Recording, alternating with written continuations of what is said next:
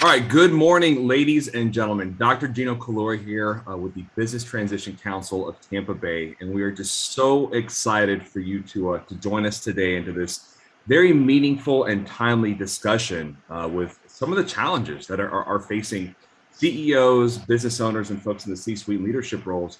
The Business Transition Council is a group of very well talented folks throughout the Tampa Bay area that serve in leadership roles, business ownership roles, have a lot of expertise in the business exit planning space, right? And so you've got a lot of great minds that are a part of this group, and we're just very privileged that we can bring this level of discussion and conversation to the Tampa Bay area. So with that being said, I do want to give a shout out to our sponsors. So Mortellaro Law and CEO Effectiveness, two fantastic organizations that very much believe in our mission and want to make sure that you are empowered with the education and the topic and content we're going to give you today. So thank you both very, very much for your sponsorship of this discussion today. So the topic that we are diving in on this morning, so the top 5 challenges CEOs face, right? So this is going to be a good one because I think we all know there's a lot going on in the world right now. There's many challenges, there's many adversities. So there's a lot of things that require very detailed attention. So we have an incredible panel for you this morning. So I'd like to just go through and briefly introduce everyone. So sitting to my left for you, if you're looking at the screen, she'll be to my to my right, is Miss Cindy Hesterman. And Cindy Hesterman has got over 20 years of experience helping CEOs outperform their competition. And she is currently a chair for Vistage Florida, which is a fantastic organization. I believe, Cindy, it's national, correct? International. Yes, we're actually in 22 countries and have 27,000 members worldwide currently. Outstanding. So you're going to get some wonderful insights from Cindy and just the resources that she has available in addition to the wonderful experience that she has. Sitting next to Cindy is Mr. John Foster. John Foster is the CEO of Pathfinder Group and has decades of experience in the growth and exit planning phase of businesses. So John, good morning, and thank you so much for being here. Good morning, Gino. Thanks for having me. It's my pleasure, sir. And next to John is Mr. Dino Eliadis. Dino is an author and he's an owner of the company Business Growth Simplified, and he has a wealth of knowledge and decades of experience in the C-suite space. So Dino, good morning. Good morning, Gino, and thank you for inviting me to be part of the panel.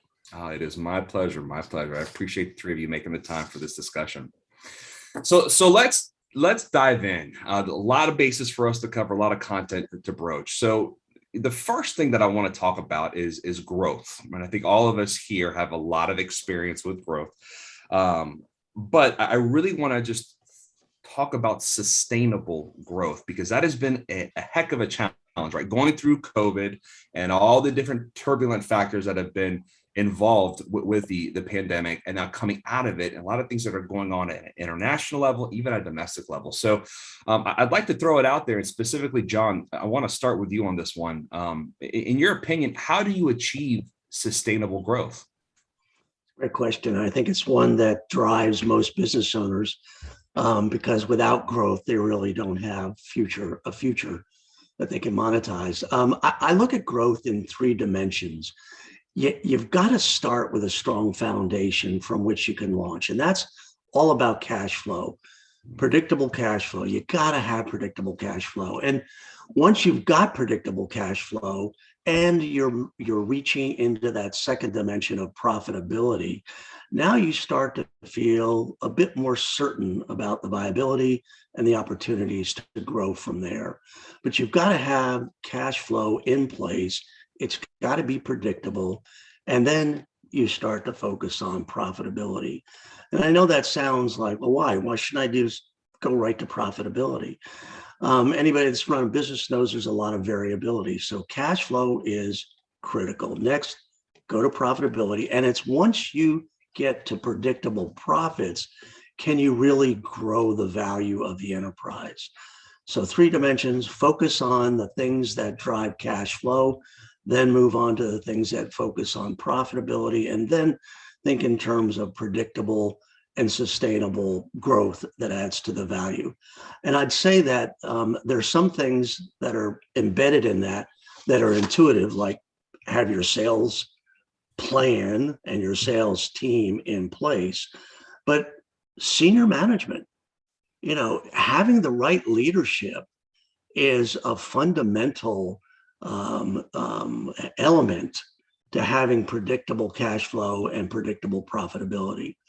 So those are the three dimensions: cash flow, profitability, and then predictable growth. And I'd say that of the 8 things that I can think of that gird that, senior management is one of those counterintuitive things that you ought to be focusing on right away. One of the things that you mentioned is predictable growth, right? And I couldn't agree with you more.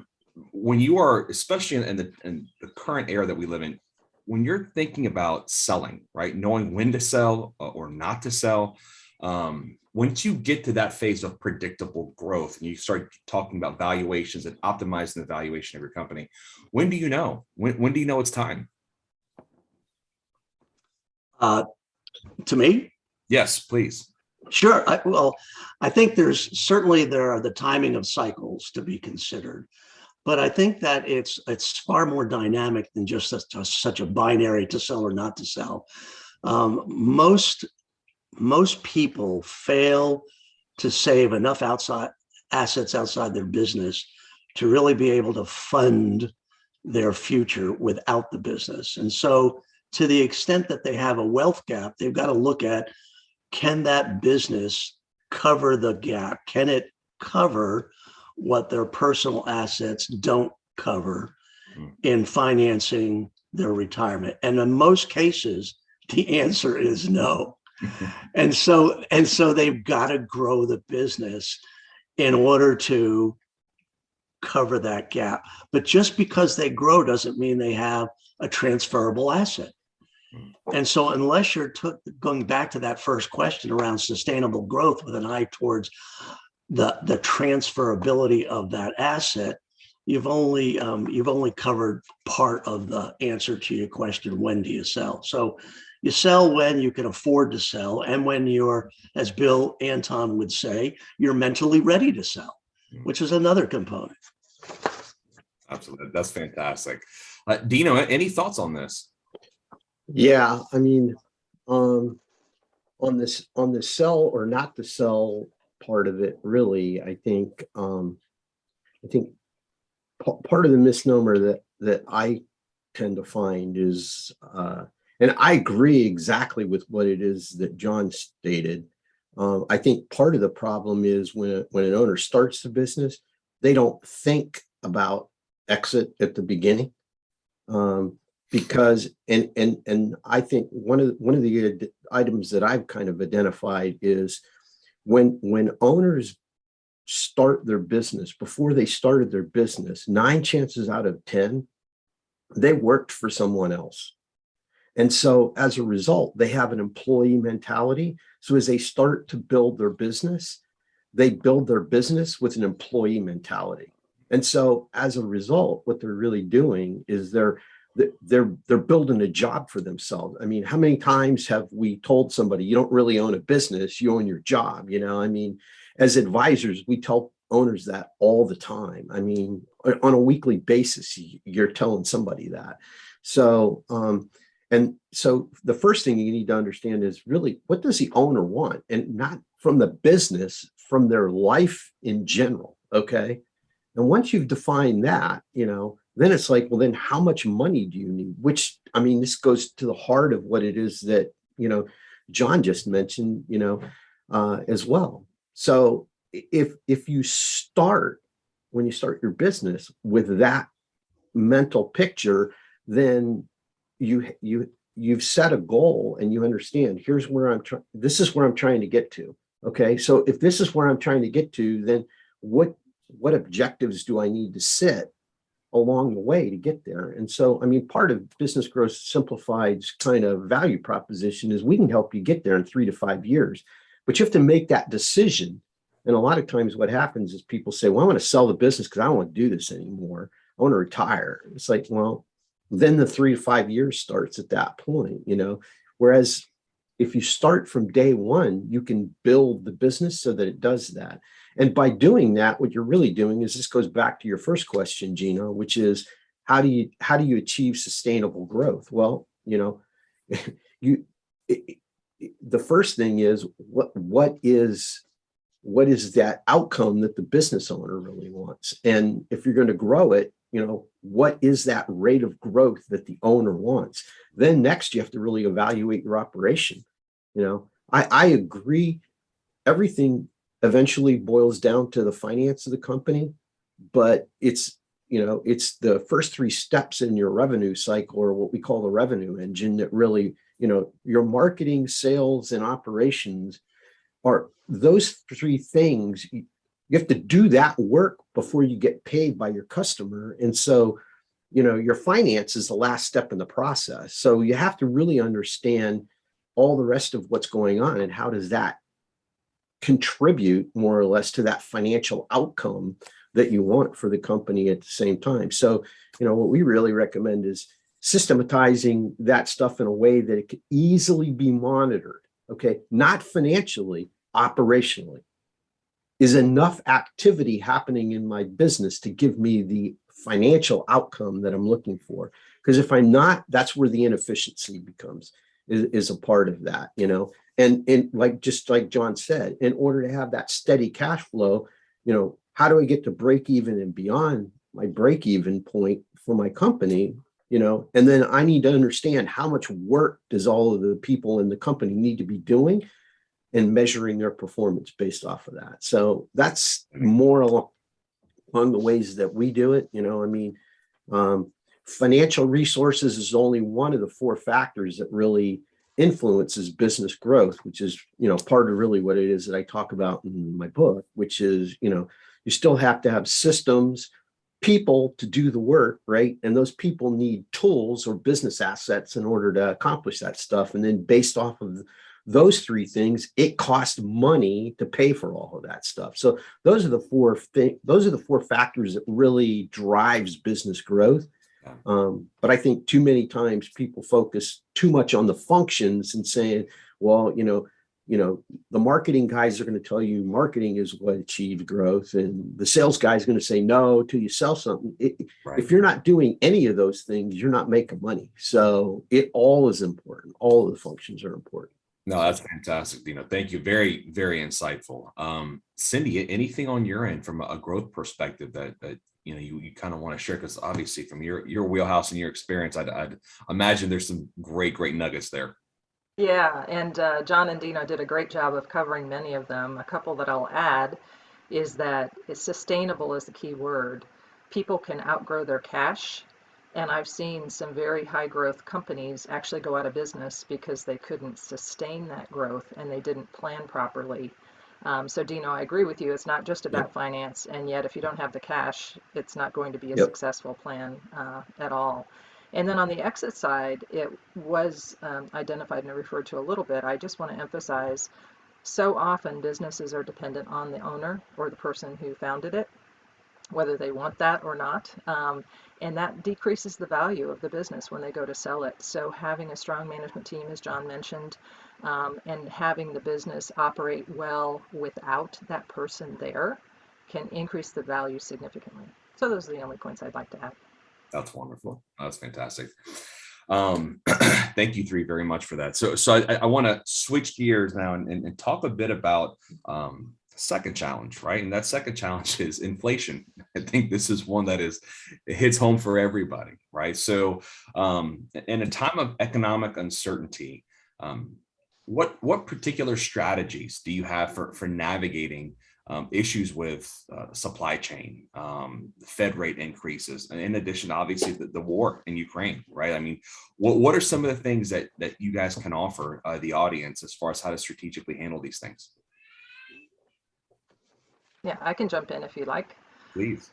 So one of the biggest things for my manufacturing businesses and the retail businesses that has really disrupted them are supplier cost increases and supply chain issues where they can't even get parts.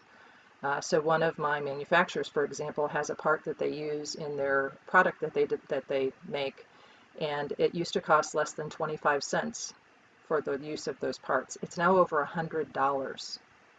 How do you manage that? I mean, profit margins are not that large, so you have to immediately look for alternatives. You have to implement price increases and managing that messaging, and that's if they can get the parts. And so there's a lot of significant challenges that I think the news has done a pretty good job of keeping up with, and yet I don't know that everyone understands the impact on the business. So what many of my members are looking at is re-engineering their products to find alternative pieces that they will use in production just so that they can manage around those shortfalls.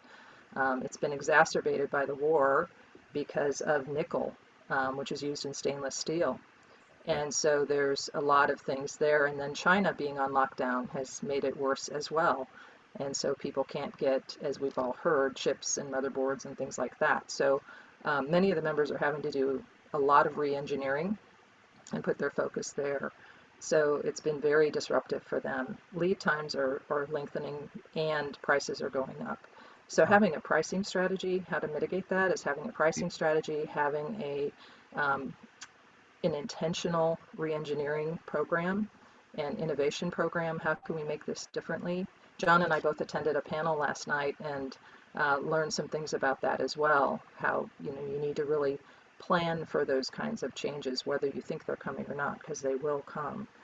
And on the inflation side, something that when I asked this question of some of my Vistage members, their concern was around the employees being able to afford to come to work because gas prices have gone up and other costs have gone up. And so some of them are putting in place gas differential.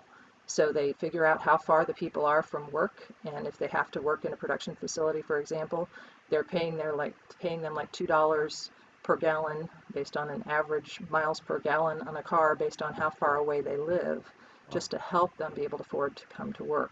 Once again, that increases the price to the company and shrinks margin, but keeping people is very important these days. So those are some of the things that are happening. I think those were the main things I wanted to address. That's great. No, that's fantastic, Cindy. Thank you. John, anything you want to add in?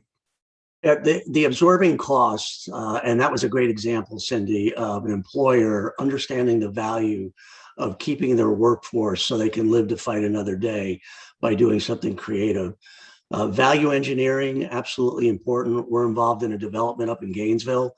The supply chain has really, really hit us hard with respect to the materials that we originally factored in. And so we've gone back several times to value engineer around substitute products that we were able to get without really impacting the quality of the product.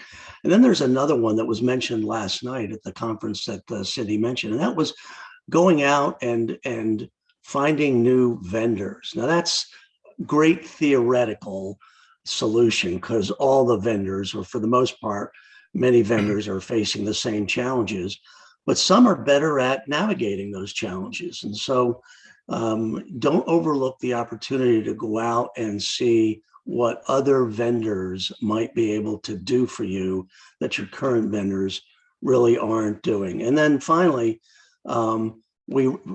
we run numbers to forecast what our costs are going to be, and sometimes we only do it quarterly. Maybe you want to start looking at that a little bit more frequently so you get early indications of change so that you can factor those early indications into revising some of your assumptions. And that's what I would just add to Cindy's comments. Yeah, that's fantastic. Very, very insightful. Dino, how about yourself? Yeah, no, I think both of them done a really good job covering similar things. I mean, I've had similar challenges to what Cindy said. It hasn't been recently. It was years and years ago where I had electronics manufacturer and there were some problems in China, and that's where they got most of those parts or whatever. And it'll throw you for a loop when a part that is a part of your product that you manufacture goes up tenfold or whatever. That's got a big impact. I mean, as I thought about this question, when you originally sent it, Gino. One of the things that I think what happens is owners tend to get set in their ways and they get comfortable.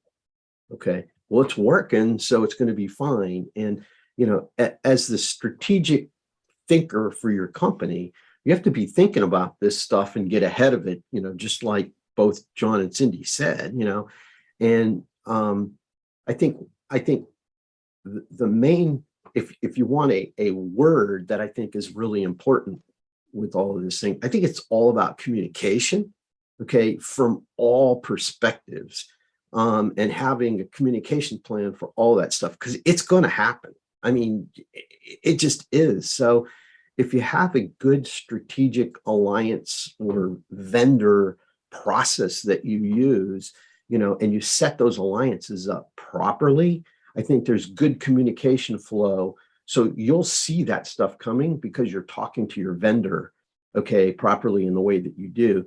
Same thing I see too often. I get calls from clients, and past clients. It's like, how do we bury these costs? You don't bury anything. You have to have a communication with your customer and let them know, prices are going up because this is what's happening. I mean, you see it on the news and everything else. It's happening to us too.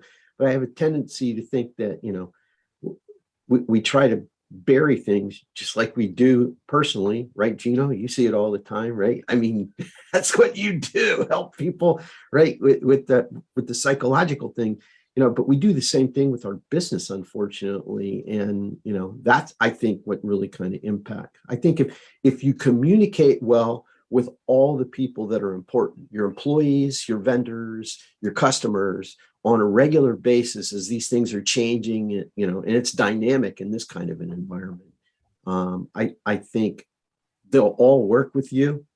And at the same time, you'll find out what the problem is on their side so that the solution that you come up with, addresses whatever it is that your customers, your vendors, or your employees are struggling with at the same time. And you get a better solution as a result of that. So I'm hearing across the board, so the importance, right, of strategic communication, right? How vital it is to stay as best as you can, 10 steps ahead, be able to see it coming before it becomes an issue and be able to help the patient, which, it's something I think all of us know, right? But putting it into practice when we're in the day in, day out hustle and bustle, it definitely can be challenging, right? But it is extremely important, especially in the times that we're living in. So thank you all for that. So, all right, so we've covered growth, we've covered inflation. Now this next one is a really it's something that's near and dear to my heart, right? Because it has everything to do with the talent, right? And how to recruit and manage and maintain the right people. So let's talk about workforce. Cindy, I'd like to kick off with you on this one, and really first start at the area of what's the right formula, right? What is the right formula for recruiting and retaining top talent, especially in the times that we're living in now? What does that look like? Well, Gino, I wish I had the perfect answer of you do this and then this and then this and all your problems will be solved. Unfortunately, that's likely not going to happen. We are blessed, though, in Envistage of having a lot of resources that are available, and I'm going to share a couple of them in the chat after I'm done talking. I can't multitask in that way, for all of you to check out. And one of them is on recruiting and retention. We just did a webinar with 4 experts on that topic. And there were some great nuggets from that I took away, in addition to observing what my members are doing currently. And the biggest theme that is recurring in all of that is to treat your hiring like marketing. Christy Vogel's on this from Marketing Direction. She'll appreciate that. Just like we market to get customers, we need to market in this day and age to get our employees. And we need to think about how we place those ads. What's in it for them? The ads are often about what we do and what we want and not what's in it for the employee. And so just like we would do with a customer, we want to shift that marketing message and truly look at it as if it were marketing. And then timeliness and speed to hire is so critical these days, because by the time you make an offer, they may have 3 other offers, and the first one to follow through, is probably going to get that candidate. They're not going to wait for you. And they're looking for a lot of things that maybe we didn't in the past. We being John and Dino and I and our age cohort, not necessarily Gino's age cohort. We are looking for, we were looking for security or, challenge. We were willing to work a zillion hours. Not everyone is willing to do that. They want a better life balance or more flexibility or the ability to work elsewhere or to be in a camper moving around the U.S. as they're working for your company. So there's a lot of flexibility needs. So evaluating what's in it for them and communicating that. One person said, this was interesting on the panel that I saw, they said, how long, if you had a prospect reach out to your salesperson, how long before you'd want your salesperson to respond to that request for information? 5 minutes, 15 minutes, a day at the most. That person, the salesperson, would be out if they didn't respond in a timely manner. And yet prospective employees contact us and we sit on it for weeks, or we don't get back to them, don't communicate with them about the process. And so we need to shift our mindset and treat those employee candidates just like we would prospects. On the retention side, big messaging is around leadership development and what is their career path and what are their opportunities to grow within the company, whether it's growing up or just expanding their knowledge base and their capabilities. So big focus on training. And on retention, are we only focused on recruiting? Because you can recruit 1 million people. If you're losing 1.5 million out the back end, that's not going to get you very far. So what are you doing to keep the good people that you have and then still focus on bringing in those new ones? So as I mentioned, I will share a webinar link that was very impactful. It's 60 minutes. One other thing that was kind of an aha moment for me is one of the speakers suggested that you operationalize turnover. And what they mean by that is we're going to have turnover. In today's world, people are not going to stay at the same company for their entire career. And maybe in my parents' generation, that happened. So we have to just plan for that turnover and operationalize, okay, we're only going to have people in these positions. So what is our recruiting and retention strategy for the time we have them or for that duration? And that was really something interesting that I heard from that panel. So I will share that in the chat. That would be fantastic, Cindy. Thank you so much. Wow, so a lot there, but the idea of operationalizing turnover, I have not heard that before, but it makes a ton of sense. It really does. In today's day and age, you have to do that. John, how about from your end, the idea of the right formula for recruiting and retaining top talent? What does that look like? So I use Simon Sinek as a guide for identifying the persona that your marketing can go out in search of. And that is, people are looking for an organization that is purposeful, that does something that adds inherent value to the worker's life. They want to participate in something that adds value to themselves and to the world around them. They also want, as Cindy said, a career path. They want to know that if they come in, that you've got the commitment to resources that can help them develop their career and themselves as individuals. And then many of them do not want to be micromanaged. They want to know, okay, what are the expectations? This goes back to the communication comments that Dino had said. They want to understand what's expected of them. But, I don't want to say I challenge the hire fast, but there is that reality that people are getting scooped up who would be good hires. There's also the opposing notion of hire slow, fire fast, and making that right hire is so important. So I think if you are marketing to those people whose personas align with the needs for your organization, and that's critical, that if is critical, then hiring fast may not have the risk that has traditionally been part of the recruiting process. The other side, as it relates to retention, culture, and we'll say a little bit more about this later, but I think that is absolutely key to retaining the people that you get. Yeah, that's fantastic, John. Thank you very, very much. Dino, how about you from a recruiting and retaining standpoint? Yeah, I would agree wholeheartedly with everything that Cindy and John have shared so far. I mean, the way we've always addressed this is the first step in our process, and I mentioned it earlier, with the owner was, what does the owner want out of life? Okay, that's our starting point for everything that we do, because we want to design the business in a way that helps them to achieve that, because what it emotionally attaches you to the work that you do. You need to do the same thing for your employees. So we use a similar tool just to say, sit down and have an understanding. Forget about the job. I can teach anybody to swing a hammer. I need to understand what is it that they want in their life as well, because when I hire them, I want them to own the role that I hire them, or the position that I hire them into, right? And if that's the case, then I need to understand what makes them tick, so that I can show them the connection between doing this job and achieving what it is that they want to achieve in their own life. And so that's really kind of the perspective that we've always used in doing all of this. And again, it's easy. I go back to what John was just talking, and we will talk more, like you said, about culture later. But I mean, the culture piece of this, when you're hiring people, I tell people all the time, I don't hire for what you can teach them, what you need them to do. Okay. But you can't teach them what mama didn't teach them. Okay. You can, but it's way harder. And most of us don't want to deal with all of that stuff. So, make sure, and this goes to the persona thing that I think John was talking about too.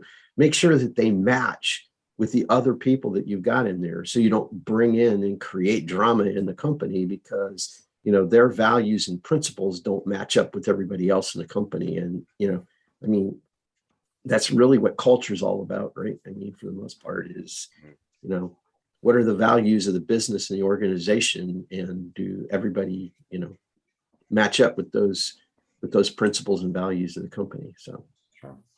No, that's what I do. helpful, Dan. One of the things that I think about quite a bit, especially in this realm, is, and we're all talking about it, but it's the alignment factor, and how Yep. important it is to have the appropriate alignment. I know one of the BTC members, Dr. Bill Anton, who I believe is on this morning, CEO effectiveness. That is something that they do a very, very good job with, being able to help folks identify what the alignments are, what the misalignments are, right? So that's an incredibly important thing. And I know we'll talk a bit more about that as we dive into culture. So one thing that I want to talk about now, because this is something that I know I have experienced in my own company, right, is remote workforce management. How is it that you appropriately manage folks that are not in the office? It's not the traditional 8 to 5 sitting at a desk or a cubicle. They are, Cindy, to your point, they're in a trailer going across the country, and they want to be able to dial in whenever they want and work when they want. How does that influence operational efficiency and fulfillment, in your opinion? Is there a gap? Is there not? I mean, what's that look like? Not open to anybody. Whoever wants to dive in. Cindy, go ahead. Yeah, I can take that. It is fascinating. I do have a Vistage member who has an employee who literally is in a camper or bus, Yeah. traveling the country, Yeah. and that's how they work. And so they arranged for certain times where that person would actually be in the office, and so that they can have a little bit of in-person connectivity and that kind of thing. I think it's really back to communication, intentional connections, intentional onboarding and mentoring, assigning mentors or buddies or whatever they are to make people feel part of the team. Many of the Vistage members that I work with that have some people that are virtual, and or maybe just have multiple offices, because they could be in person in other offices and still feel disconnected, is by having office hours where the CEO sets up, okay, from 8 to 12 on Monday, I'm on a Zoom, anybody can pop in at any time, first come, first serve, to talk about anything, Love and that. create that level of connection with those people.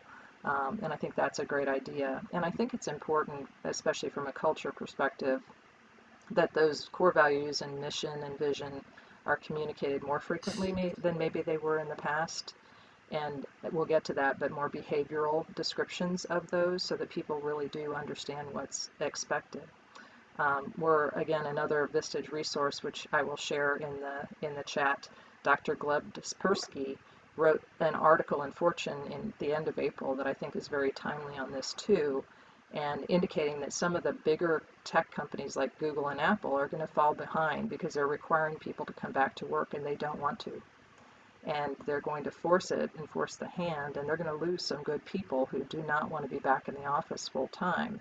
So it's a big risk for smaller businesses as well, because in the past, who wouldn't want to work for Apple and Google, right? And yet the more innovative companies are doing more intentional hybrid and, again, more connectivity. And his article talked about a couple of things that maybe some of you haven't heard about, which, again, I'll share the link. And that's a virtual water cooler and virtual co-working. And so the virtual co-working is just like if you were in the office in your little section of the business in cubicles. You have you're doing your own work, and then you have a question, and you just kind of talk over the cubicle to the person next to you to ask them that question. And you can do that by all being on Zoom, all working independently, and then having a casual conversation when needed or when you hit a stopping point. And I thought that was an interesting way to do it with teams.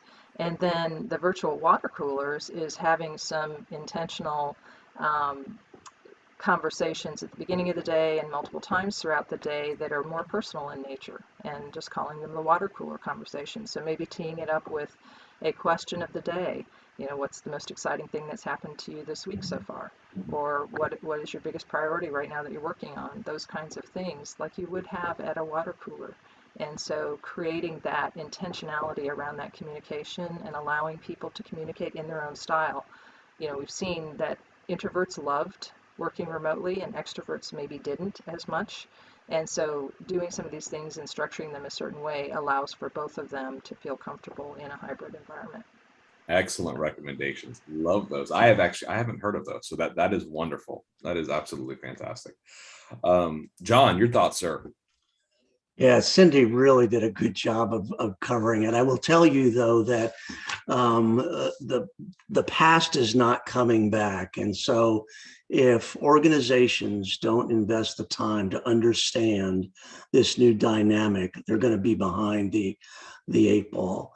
We've got a large banking client who we did some work with them with respect to culture. And in the survey of folks that have been displaced during COVID, 93% said they didn't want to come back. And they listed the commute as a number one reason for why they didn't want to come back. Now, the bank is struggling because they saw that productivity went up, it leveled off, and then it started to wane. And so I think coming up with the metrics that would give employers more comfort in this new dynamic is going to be important. Communication is part of that. I had a guest, I have a newsletter coming out actually today. I just approved the draft, and it's a guest, Elizabeth McCarty, an attorney who is also an senior HR specialist. And she's got a list of specific things that she thinks employers would be well served to focus on in order to wrestle with this new dynamic, because it's not going away, to Cindy's point. And if you stick your head in the sand, you are going to lose important people people that are important to your organization. That is incredibly important. I agree with you both wholeheartedly that this it's not going away. It is definitely the new way of how it is that folks will interact and conduct business. So the adaptation component is very, very important. Dino, any closing thoughts on this particular item? We're coming up to about 15 minutes left in the conversation. The only piece, I think the only piece that I would add, Gino, to this is I think what this has done actually for businesses is it's forced an issue of something that they should have been doing all along, which is, I think, too frequently people the way that they monitor people were, are they in their desk? Are they in their chair? Okay. And are they doing work? Which that's completely wrong. I mean, we've always said, look, and this goes back to what I talked about when I was talking about, how much work do I need people to do? So what's the output that I need from everybody in monitoring the output? Okay. If I get the output from an employee that I want, why do I care if they work 4 hours or 8 hours? Now, obviously, if they're doing all the work in half the time, I want them to be doing. Did anybody else have audio go out? Nope. No. I don't think so. So that's pretty much what I think that's the main thing, is just the systems piece of it. I agree with everything on the personal side of things for sure. And, setting things up the way that they need to, because people are definitely gonna go into that kind of a mode. Absolutely. No, I agree. We're not going back. Yeah. I know I'm not. I'm tired of driving from Tarpon Springs to Tampa to meet people. Oh, goodness. All right. So switching gears. So we've covered growth, inflation, and workforce. Now we've been talking about this particular word, kind of dancing around, and I want to kind of piece it apart. So culture, right? This is always a consistent challenge for CEOs. It has been from the beginning of time, but now is a very unique time, right? So in your opinion, and Cindy, I want to kick back off with you on this one as well. What are the vital components that make up a successful culture? Yeah, I think clarity, communication, transparency, behaviors are clearly defined. All of those things are important. And I think, the leader has to have a vision for what they want the company to be and what the cause is, because people want to know that they're working for a cause. What it's a cause that maybe draws them to it. They may be willing to tolerate some things if they believe in the cause. So if there's a mission or a purpose for the business that is beyond the business or beyond the owner just making money, it can be attractive to people and cause them to stay and be passionate about their work and contribute even more. I do think, though, that now more than ever, getting people who believe in what you're trying to accomplish and understand the way you want to accomplish it. So if it's customer centric or whatever those things are, those core values are, responsiveness or respect, and really providing training when needed so that people are clear on what those needs are and what those expectations are for the role, and then also what behaviors are tolerable and what behaviors are not, and then reacting. I know that many of us have seen companies where the top salesperson is the most toxic, as we call them, terrorist within the organization.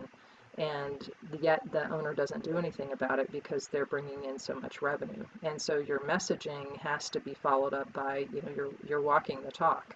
Yeah. What are you doing about those things? And I know that John and Dino have a lot they can add to this topic as well, so I'll stop there. Yeah.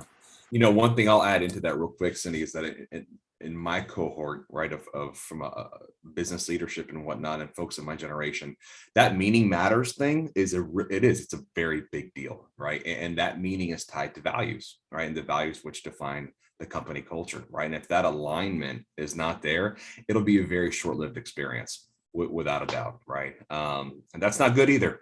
So being able to figure out and kind of crack that code is incredibly important. John, I know you've got some thoughts on this, sir. I do. I think it's absolutely critical that it starts with the tone at the top and a commitment to intentionality. You're going to have a culture, and it's either going to be one that is a de facto culture, which may not be aligned with what you want, or it's going to be one that reflects the values of your organization. But I want to take that a little bit differently, and I don't want us to think about culture as a discrete step, because it's integrated in this entire continuum of who do we want to recruit. We want to recruit people that are aligned with the culture that we're trying to create. We want to measure their performance around the adoption of the culture. And so it's got to be part of our performance reviews. And I would just take part of what Cindy said and go a little bit deeper. And that is, take the behaviors identified from an anthropological standpoint. Culture is really the aggregation of how we behave. And so identify the behaviors that you believe as leadership are critical to the success of the company's vision and aligned with its mission. And then define them so there's some clarity around, so what does this mean? Left to their own devices, employees will, or we all will, interpret things personally. And so if we want to get some cohesiveness around the behaviors that we want to amplify in an organization, we need to define them. And then Charles Duhigg writes a great, has a nice book about power of habit. But in that, he talks about the importance of how do you take a new thing, like a new behavior, and habituate it. And the answer is embedded in rituals, the things that we do to keep this new thing alive until it's a habit. We see this in all of our athletes who, I think it was, I'm going to forget the guy's name right now, but the 10,000 hours is what's required in order for us to become expert at something. We've got to just internalize this repetition until it becomes a habit. So I believe the best cultures are those that are intentional. They focus on behaviors and they practice. They create a framework where those behaviors can be practiced until they become the way we do things around here. And that will shine through in the recruitment process and will pay dividends in terms of retention, the development of institutional knowledge, because you keep people, and the advantage that you get in creating more margin as a result of lower costs associated with turnover. So culture is a big deal as far as I'm concerned. And it's one of, you go back to growth, I'd say culture is probably one of the only sustainable competitive advantages an organization can have, because I can poach your people and I can mimic some of what you do, but I can't poach your culture. Absolutely. That's a great ending point on that one. We're coming up to 10 minutes left in the discussion. So I do want to address the last topic in addition to leave a few minutes open for any questions from the audience. So we've covered growth, inflation, workforce, and culture. And I want to end off with leadership bench strength, right? So how to identify tomorrow's leaders today and appropriately groom them, right? How do we do that as CEOs? How do we know how to identify the right talent that will be the next step, the next generation to take the reins and run? What insight do you guys have? Well, I'll share with you that we were hired by a large hospital to create a millennial leadership development program. And it started with just asking those folks in the workforce to raise their hand if they had an interest in leadership, and then developing a program around grooming them, taking them through a very specific leadership program, creating not only one-on-one coaching and personal development programs, but also teaching them how to use peer-to-peer leadership development coaching techniques in order to perpetuate their growth along that leadership journey. And it works pretty well. That's great. That's great. Dino, your thoughts on this? Yeah, I mean, we do a lot of this because most of the business owners that we work with are, they're running the whole show themselves. We're focused on the smaller people. And I mean, to make a business self-sustaining, you need a team, because you're not going to be able to step out of the business unless you're doing that. So a lot of this is, it's teaching delegation and really understanding, it goes back to the last question. What's the culture?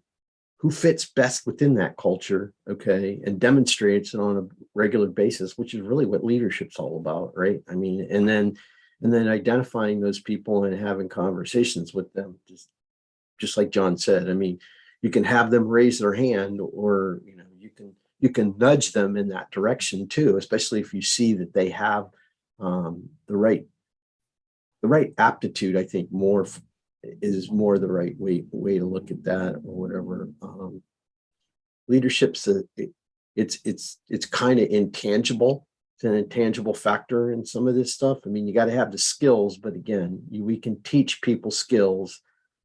It's the other intangible things that become a little bit. And I mean, having this understanding what the culture is of the business first, and then, you know, grooming people towards making sure that, you know, they continue to lead, so that the business continues to emulate those behaviors that you want, are a part of all of that. And I mean, part of all of that is making sure that everything gets, you know, once you've defined those things, that everything gets really is defined into the operational systems within the company, you know. Yeah. I mean, John did a good job. It was funny. He said he used the term ritual when we were talking about the culture piece of it. And I think that's important that they've adapted those. But what really is a ritual? It's a system. It's a standard way of doing things, which is really what systems are. So we use different terms, I think, a lot of times, depending on how we're applying that. But it always comes back to that. Says the systems guy, right? Because Right. says the recovering tech exec, right? So No, that's really good. Yes, Cindy, please. Yeah, I can jump in with a couple things. I asked a couple of my members this, and my Vistage members, and two of them had some interesting comments. One said, it's about what questions the people are asking. If they're asking questions about how the company can make their life better or their department better, they're very self-centered. They may not be a good leadership candidate for the future. If they're asking questions about how can the company be better, then they're raising their hand without being asked to raise their hand, because they're thinking more broadly and more openly and more caring about the company. that's cool. And another one said, you know, a lot of people are asking for additional responsibility or pay. And again, it's about what's in it for them.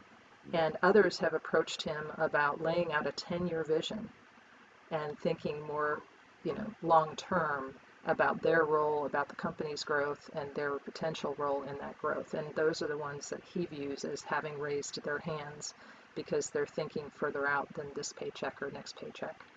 So again, I thought two interesting stories there. No, very good ones at that. Very good ones at that.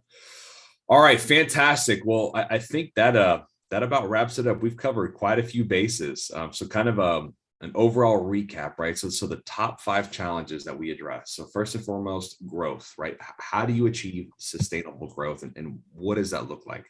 Number 2, inflation, how to deal with some of these things strategically, as far as supply chain issues, the war in Ukraine, and having a strategic perspective on how to stay 10 steps ahead, and the importance of communication there. Number 3, workforce. Recruiting and retaining top talent, right? What is that right formula? And that dovetails in beautifully into culture, right? And all these different components that go into it. And then ultimately leadership bench strength, and how to identify tomorrow's leader. So to my 3 panelists, thank you both. Thank you all so much. That was an incredible discussion. I do want to leave it open. If you have any questions, if you're in the audience, you have any questions, I would invite you to submit them via the chat. I'll give you about 30 seconds to go ahead and put your question in, and we can go ahead and address it. We've got about 5 minutes left this morning, so I want to be mindful of everyone's time. So if you do have any questions, please go ahead and submit that. All right. Well, it doesn't look like we have anyone. You must have done a good job this morning, team. Yeah. So it looks like we definitely were very thorough. So that's fantastic. Any closing remarks from my panel? Anything that you all would like to close out with?